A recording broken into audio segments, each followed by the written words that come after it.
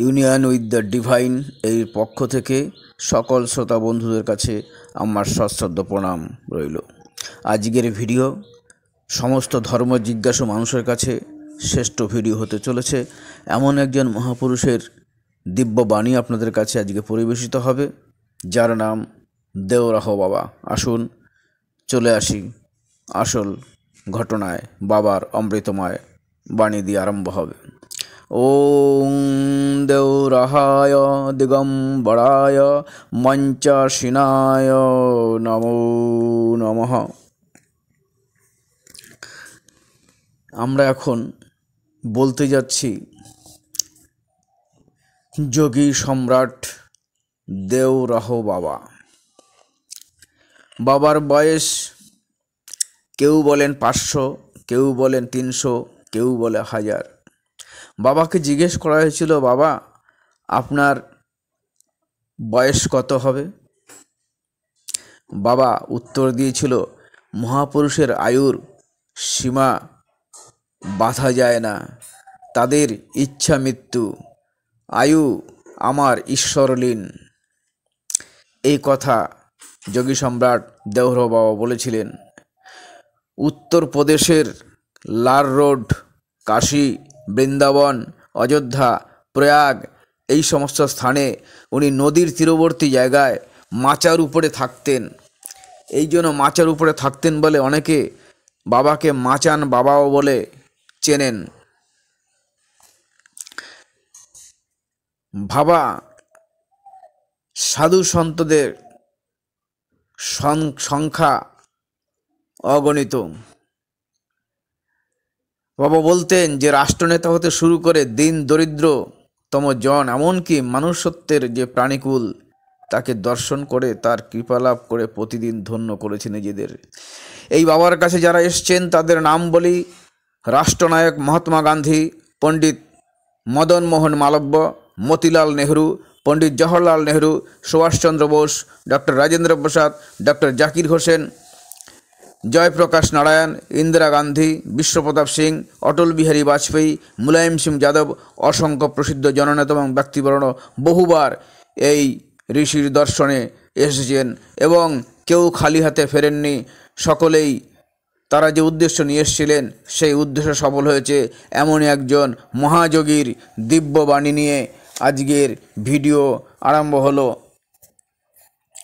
বাবা লক্ষ লক্ষ শিষ্য যেখানে উপস্থিত, সেখানে বাবার বাণী, বাবা যে কথাগুলো বলতেন সেই কথাগুলোই সরাসরি আপনাদের সামনে তুলে ধরার চেষ্টা করব। ধর্মপিপাসু লোকজন যারা আছেন, ধর্মের সঙ্গে যুক্ত আছেন, আশা করি তাদের হৃদয় আজকে ভরে যাবে। বাবা বলতেন, বাচ্চা তোমরা মানবদেহ লাভ করেছো, কোটি কোটি জীব এই জগতের মধ্যে মানবদেহ লাভ বড় কঠিন। ভগবান করুণা করে এই মানবদেহ দান করেছেন তোমাদের, কিন্তু এই শরীর কিসের জন্য সেটা কি কখনো জেনেছো? কেনই বা আমাদের দেহ ধারণ, সেটা শুধু একটু চিন্তা করা দরকার। আমাদের এই মানব শরীরে দুটো ভাগ আছে, একটা বহির্ভাগ, একটা অন্তর্ভাগ। বহির্ভাগে 5টা ইন্দ্রিয় আছে: চক্ষু, কর্ণ, নাসিকা, জিহ্বা এবং ত্বক। এদের দ্বারাই আমরা পরিচালিত হচ্ছে। কিন্তু তোমরা কখনো ভাবোনি যে অন্তর্ভাগে আরও 5টা ইন্দ্রিয়। সেই 5টা ইন্দ্রিয় কি? আত্মা, বুদ্ধি, মন, অহংকার। এগুলো সব দিব্য শক্তি। এগুলো আমরা দেখতে পাই না, তাই কেবল অনুভব করি। দেখতে পাই না বলেই এই শক্তির চর্চাও আর হয় না। তাই এই শরীরের অভ্যন্তরে যে ইন্দ্রিয় আছে, সেই ইন্দ্রিয়ের উপরওয়ালা যে কর্তা হচ্ছে এই যে অভ্যন্তরীণ যে ইন্দ্রিয়, এর কর্তা হচ্ছে মন।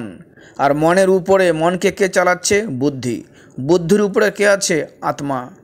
আর আত্মার উপরে পরমাত্মা। এই পরমাত্মা বা পরমপিতা সর্বশক্তিমান জানবে, অন্তর্যামী, নির্বিকার এবং বিশ্ব ব্রহ্মাণ্ডের নিয়ন্ত্রণকর্তা। এই জন্য বলা হয় তোমার শরীর হলো দেবমন্দির, এই শরীরের মধ্যেই ভগবান আছে। তুমি এত কাছে থেকেও ভগবানকে তোমরা চিনতে পারছো না। পরমাত্মা দয়া করে নিজ অংশরূপ জীবাত্মা সৃষ্টি করে জীবদেহ নরদেহ হয়েছেন। অর্থাৎ বাবা বলছেন যে এই পরমাত্মারই একটা অংশরূপ জীবাত্মা তৈরি করেছেন, অর্থাৎ আমাদের তৈরি করেছেন, করে আমাদের ভেতরেই উনি রয়েছেন, নরদেহ হয়ে আছেন।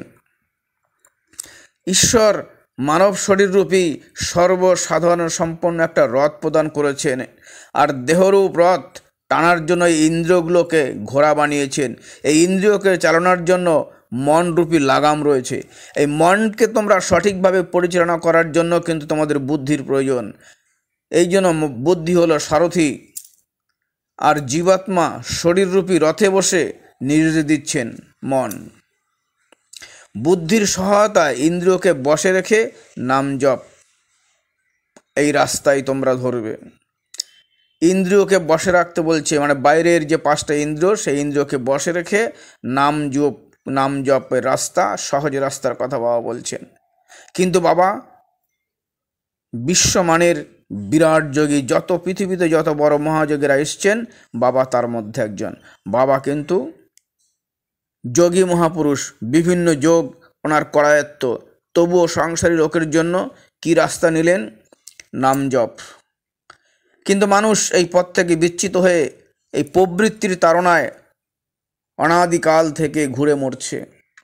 অর্থাৎ আমাদের যে বাহ্য ইন্দ্রিয়গুলো, সেই ইন্দ্রিয়গুলো যা যা চাইছে, যখন যা চাইছে, মানুষ তাই করছে অন্ধের মতন। তাই বলছে যে এই প্রবৃত্তির তাড়নায় অনাদিকাল থেকে মানুষ ঘুরে ঘুরে মরছে। তোমরা এই দুর্লভ মানুষ্য শরীর পেয়েছো, এবার আর ইন্দ্রিয় আসক্তিতে মুগ্ধ না হয়ে ভগবানকে পাওয়ার ব্যবস্থা করো। এই ইন্দ্রিয়গুলো তোমাদের আসক্তিতে বেঁধে রেখেছে, টাকা পয়সার আসক্তি, দেহের আসক্তি, কামনার আসক্তি। এই আসক্তিগুলোকে এবারে ত্যাগ করো। তুমি বহু জন্ম এরকম এসছো, অনেক জন্ম পার করার পরে তোমার নানান রকম জন্ম তুমি পার করে এসে এই মানব শরীর লাভ করেছো। এবারে তুমি ভগবানকে পাওয়ার ব্যবস্থা করো। এই দুর্লভ মানবদেহ ভগবানের সময় এবার আত্মনিয়োগ করো। বাচ্চা মনে রাখবে, ভগবত সাধনার জন্য এই মানব জন্ম লাভ হয়েছে, তাহলে আমাদের কেন শরীর আমরা লাভ করার উদ্দেশ্য কি? এবং সেটা গুরুদেব বললেন যে ভগবত সাধনের জন্য এই মানব জন্ম লাভ। ভোগ সুখ অন্য পশুতে অন্নজনিতে তোমরা করেও এসছো, তাই এই ভোগ সুখ পশুজনিতে যারা জন্মেছে তারা করুক। মানবদেহ ধারণের একমাত্র উদ্দেশ্য কি? ঈশ্বরের কাছে পৌঁছানো। কিন্তু জীবাত্মা পরমাত্মার কাছে পৌঁছতে পারছে না কেন? সাংসারিক মায়া মোহ, এই প্রলোভনের মধ্যে পড়ে সব লক্ষ্যভ্রষ্ট হয়ে সংসারে মানুষ হাবুডুবু খাচ্ছে। এই মনরূপী লাগাম ইন্দ্রিয়গুলোকে নিয়ন্ত্রণে অক্ষম হয়ে তাদের ইচ্ছার উপর ছেড়ে দিচ্ছে। অর্থাৎ পঞ্চ ইন্দ্রিয়, বাইরের পঞ্চ ইন্দ্রিয়ের উপরে পুরো সারেন্ডার করে সব হাবুডুবু খাচ্ছে। তাই বলছে কামনা বাসনা আসক্ত ইন্দ্ররূপী ঘোড়ারা নিজেদের খুশি মতো যেদিক সেদিক টেনে বেড়াচ্ছে, আর তোমরা তাই সেইভাবে এই মানবদেহ চালাচ্ছ। মানুষ এইভাবে ইন্দ্রিয় বশীভূত হয়ে সংসার আবর্তে পড়ে বিভিন্ন জনিতে জন্ম লাভ করে চলেছে। এইভাবে জীবনের কর্মচক্র চলছে। তাই বলছে বাচ্চা, তোমরা ইন্দ্রিয় দ্বারা কাজ করবে, কিন্তু সে কাজ হবে কি? মন দ্বারা নিয়ন্ত্রিত। ইন্দ্রিয় তো ব্যস্ত থাকবেই, তার ধর্মতে সে করবে, কিন্তু তোমরা কি করবে তার সঙ্গে? মন দ্বারা নিয়ন্ত্রিত করবে সেটাকে। ইন্দ্রিয় যেদিকে যেতে চাইবে, মনকে কখনো সেই দিকে নিয়ে যেও না।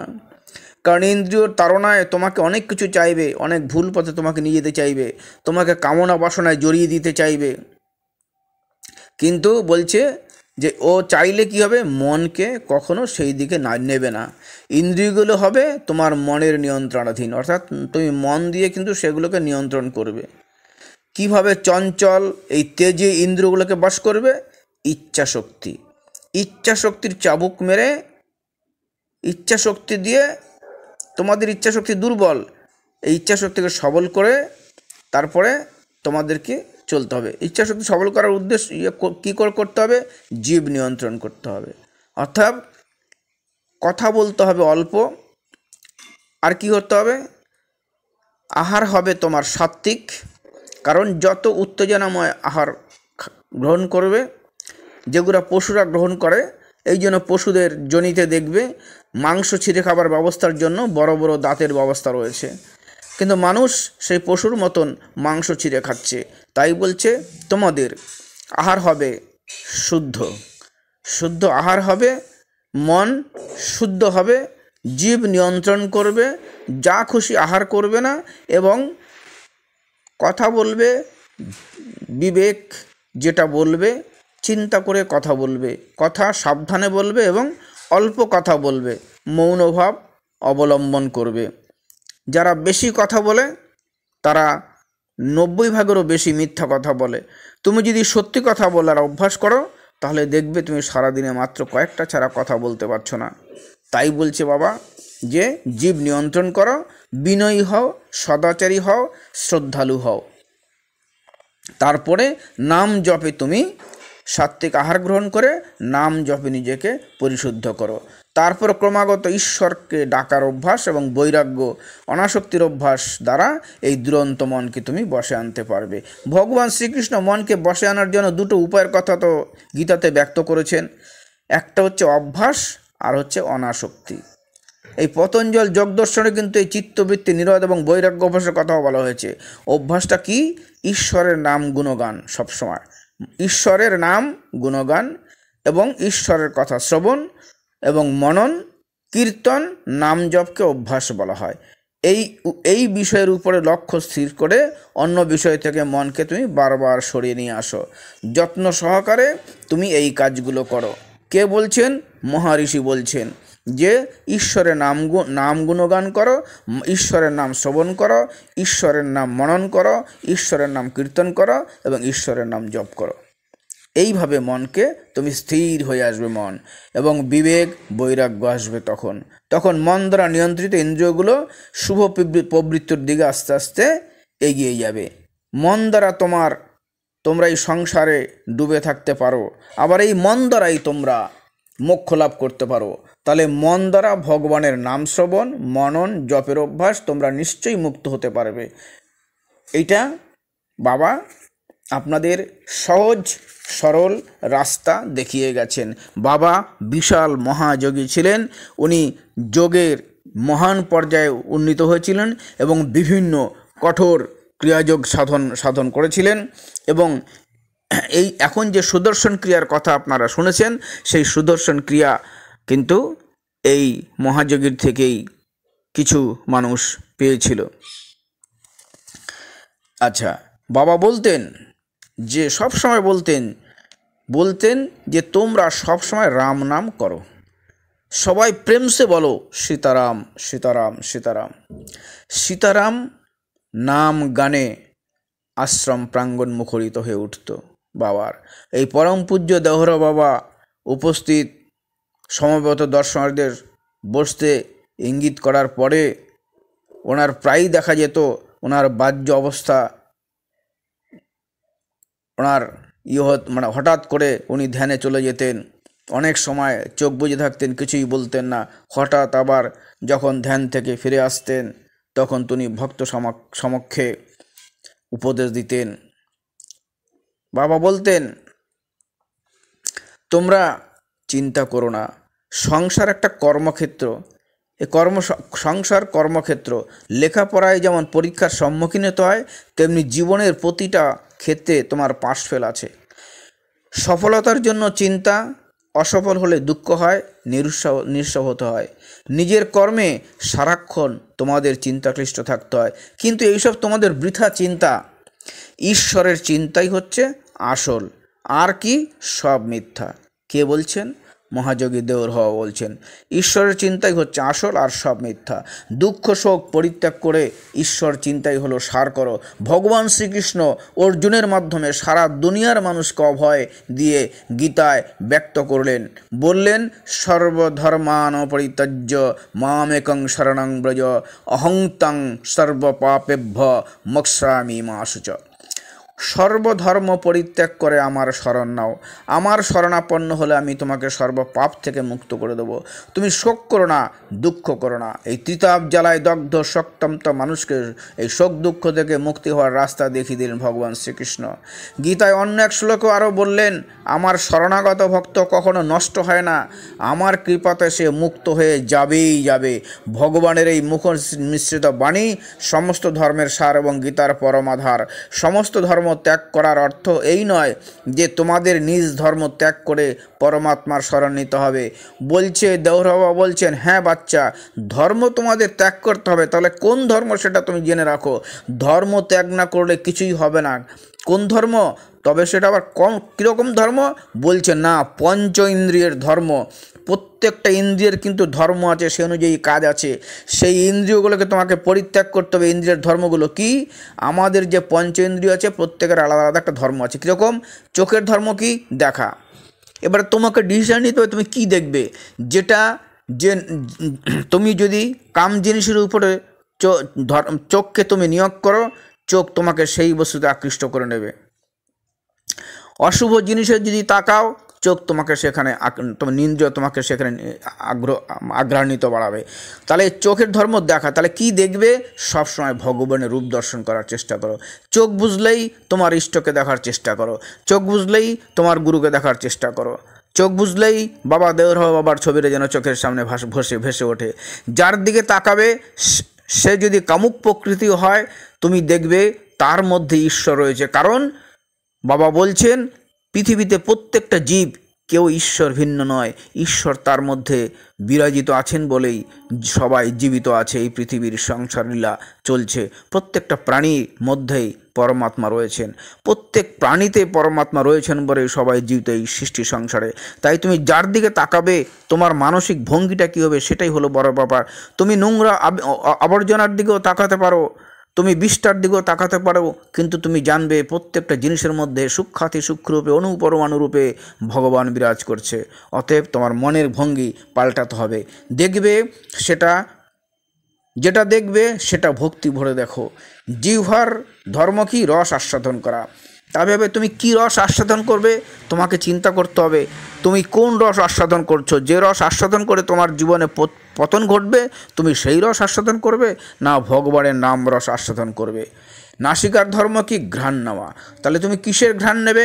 অপবিত্র জিনিসের ঘ্রাণ নেবে, না কামশক্তির ঘ্রাণ নেবে, না তুমি কিসের ঘ্রাণ নেবে? তুমি নিজে ঠিক করো। এই ঘ্রাণ নেওয়া কি? ভগবানের পাদপদ্মে যে পুষ্প দেওয়া হয়, সেই পুষ্পে যখন ভগবানকে অর্পণ করা হয় তার যে ঘ্রাণ, তার যে নির্যাস, সেটা গ্রহণ করার চেষ্টা করো। সাত্ত্বিকভাবে হৃদয় হবে। ত্বকের ধর্ম কি? অনুভব করা। তাহলে তুমি ত্বক দিয়ে তুমি কি কাম অনুভব করবে? এই ত্বক দিয়ে তুমি কিসের উষ্ণতা অনুভব করবে সেটা তোমাকে ঠিক করতে হবে। এই ত্বক দিয়ে তুমি সবসময় ভগবানের যে মহাশক্তি, মহাতেজ, ভগবানের যে দিব্য তেজ আছে, ভগবানের যে দিব্য জ্যোতি আছে, সেই জ্যোতিকে অনুভব করো। যখন তুমি চুপচাপভাবে ধ্যানে বসবে জপকালে, তখন তুমি ভাবো যে তোমার সারা শরীরে সেই জ্যোতিতে চারিদিকে জ্যোতির্ময় হয়ে আছে। অতএব তোমার ইন্দ্রিয়গুলোকে কিভাবে তুমি ব্যবহার করবে সেটা কিন্তু তোমাকে চিন্তা করতে হবে। এই পঞ্চেন্দ্রিয় নিজ ধর্ম ছেড়ে ঈশ্বর লাভের জন্য যখন ব্যাকুল হয়ে উঠবে তখনই হবে প্রকৃত পরিত্যাগ। ত্যাগ জোর করে করা যায় না বাবা। চোখ ঈশ্বরের রূপ ছাড়া অন্য কিছু চাইবে না, বাবা বলে দিচ্ছেন। কর্ণ ঈশ্বরের নাম ছাড়া অন্য কিছু শুনতে ভালোবাসবে না। জিহ্বা অবিরাম ঈশ্বরের নাম আস্বাদন করবে। আর শ্বাস, প্রত্যেকটা শ্বাস প্রশ্বাসে ইষ্ট নামে লীন থাকবে। অর্থাৎ যখন একটা শ্বাস ঢুকলো তখন একটা নাম, যখন শ্বাস বেরোলো তখন আরেকটা নাম জপ করবে। নাসিকা কিসে? তাহলে শ্বাস প্রশ্বাসে নাসিকা যুক্ত থাকবে ভগবান নামে। তখন বুঝবে যে ধর্ম অর্থাৎ আসক্তি ত্যাগ হলো। আসক্তির চট করে ত্যাগ করা যায় না। বাবা তার উপায় বলে দিলেন। তারপর বললেন আমার শরণ নাও। কীভাবে? ভক্তিকে সার করো। বাচ্চা কর্ম অনাসক্ত হয়ে প্রভুর প্রসন্নতার জন্য করবে। কর্ম তো করতেই হবে, প্রভুর প্রসন্নতার জন্য কর্ম করো। প্রভু যে কাজ করলে প্রভু শান্তি পায় সে কাজ করো। শুভ কাজ করলে কি হয় জানো? সঞ্চিত পাপ তোমাদের নষ্ট হয়ে যাবে। প্রদীপ জ্বাললে যেমন অন্ধকার দূর হয়ে যায়, তেমনি ঈশ্বর প্রীতির জন্য কাজ করলে জীবন সাত্ত্বিকতা মহানন্দে পূর্ণ হয়। আজকে এই পর্যন্ত এবং এটা চলতে থাকবে। এই মহারিষি ব্রহ্মশ্রী দেওরহ বাবা সংসারী মানুষের সহজ সরল রাস্তায় যেভাবে করে পৃথিবীতে উনি সকল মানুষকে উনি ভগবানের সঙ্গে যুক্ত করার জন্য এসেছিলেন, এবং উনি দীর্ঘ প্রায় 500 বছরের অধিককাল দেহে ছিলেন। তারপর উনি মহাপুরুষদের তো কখনো মৃত্যু হয় না, অমর যোগী। যে যখন স্মরণ করে সে তখনই তার দর্শন পায়, এবং বাবা নিজে এসে বাবা দেখা দেন। বাবার এমনই কৃপা, যখন বাবাকে স্মরণ করা হয় বাবা তখনই হাজির হয় এবং ভক্তের মনোবাসনা পূর্ণ করে। তাই আজকে এখানেই রাখলাম।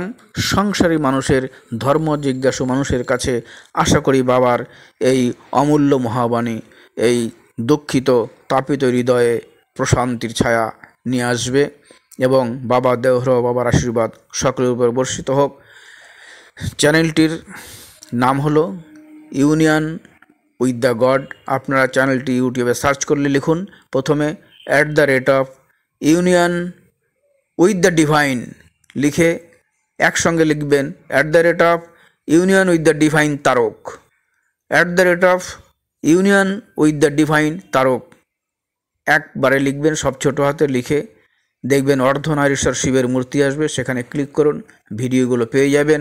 আমার আগের ভিডিও যারা দেখেছেন রিয়াল পারপাস অফ লাইফ, তাদের সেই শ্রোতাদের বলছি আপনারা এখন এই ভিডিওটা ফলো করুন এবং তার আগের যে ভিডিও ডিসকভার ইয়োরসেলফ তারক, সেই ভিডিওটাও যারা আপনারা দেখেছেন প্রচুর লোক সেই ভিডিওর আপনারা দর্শক এবং শ্রোতা হয়েছিলেন, প্রায় 70,000-এর কাছাকাছি। তারাও এখন আপনারা এই চ্যানেলটা দেখুন। এই চ্যানেলটাই এখন শুধু বাবার কথা, ঈশ্বরের কথা, মহাপুরুষদের বাণী ছাড়া অন্য কিছু বলা শেখেনি। এই চ্যানেলটা আপনারা ফলো করুন। সত্যিকারও ভালো লাগলে একটি সাবস্ক্রাইব করুন এবং আপনার নিকট আত্মীয়, বন্ধুবান্ধব সকলের কাছে বাবার এই অমৃতবাণী আপনারা ছড়িয়ে দিন। জানবেন যে কাজটা আপনি করছেন সেটা বাবার প্রশান্তির জন্য কাজটা করছেন। বাবা এই কাজের জন্য পৃথিবীতে এসেছিলেন এবং লক্ষ লক্ষ মানুষকে উনি পরিত্রাণ করে গেছেন। এই সংসারে মানুষের দুঃখ নিবারণের জন্যই বাবা পৃথিবীতে নেমে এসেছিলেন। তাই বাবার মহাবাণী যারা প্রচার করবেন জানবেন আপনারা বাবার কাজই করছেন। সকলের মঙ্গল হোক এই বলে আজকে ভিডিওটি এখানেই শেষ করছি। জয় বাবা, দেওর বাবার জয়।